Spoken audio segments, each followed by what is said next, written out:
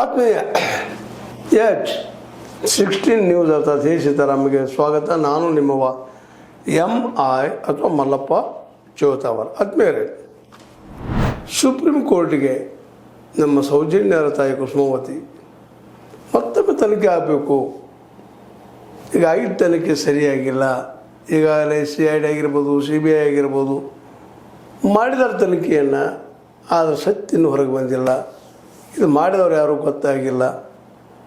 ಇದ್ರ ತನಿಖೆ ಇನ್ನೇನು ಆಗಬೇಕು, ಇದು ಮುಚ್ಚಿ ಹಾಕಲಾಗಿದೆ ಅಂತೇಳಿ ಸುಪ್ರೀಂ ಕೋರ್ಟ್ಗೆ ಹೋಗಿದ್ರು. ಇವಾಗ ಸುಪ್ರೀಂ ಕೋರ್ಟ್ ಇದ್ದಂಥದ್ದು ಸರ್ಕಾರವನ್ನು ಕೇಳ್ತಾಯಿದ್ರು, ಯಾಕೆ ಇನ್ನೊಮ್ಮೆ ಆಗಬಾರ್ದಪ್ಪ, ಇನ್ನೊಮ್ಮೆ ಯಾಕೆ ತನಿಖೆ ಆಗಬಾರ್ದು, ಕಾರಣ ಕೊಡ್ರಿ ಅಂತ. ಅವ್ರಿಗೆ ಕಾರಣ ಕೊಡ್ಬೋದಿಲ್ಲ ಅಂತಲ್ಲ, ಕ್ಲಿಯರಾಗಿ ಕೊಡ್ರಿ ನಮಗೆ ಅನ್ನುವಂಥ ಮಾತನ್ನು ಹೇಳ್ತಾ ಇದ್ದಾರೆ.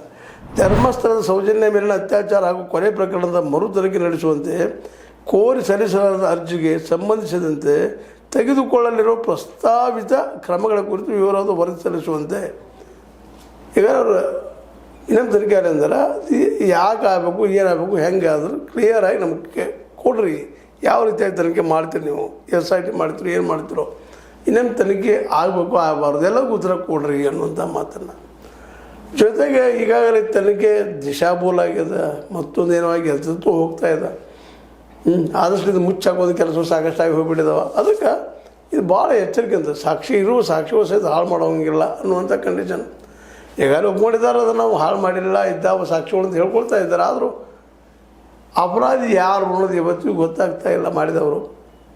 ಅದು ಗೊತ್ತು ಮಾಡಿಸೋ ಪ್ರಯತ್ನವೂ ಸರಿಯಾಗಿ ಆಗ್ತಾಯಿಲ್ಲ. CBIಯಿಂದ ಆಗಿರ್ಬೋದು, CIDಯಿಂದ ಆಗಿರ್ಬೋದು, ಇನ್ನೊಂದು ಯಾವುದೇ ತನಕ ಸಂಸ್ಥೆಯಿಂದ ಪೊಲೀಸಿಂದ ಆಗಿರ್ಬೋದು, ಆಗಿಲ್ಲ ಅನ್ನೋದು ಘನಘೋರವಾದ ಆರೋಪ. ಮತ್ತು ಸತ್ಯನೋದು ಇಲ್ಲಿವರೆಗೆ ಆಗಿಲ್ಲ. ಆಗಬೇಕಾಗಿತ್ತು. ಸೌಜನ್ಯಾಳ ಹತ್ಯೆ ಪ್ರಕರಣದ ಅದು ಒಂದು ಪಾಪ ಆ ಮಗು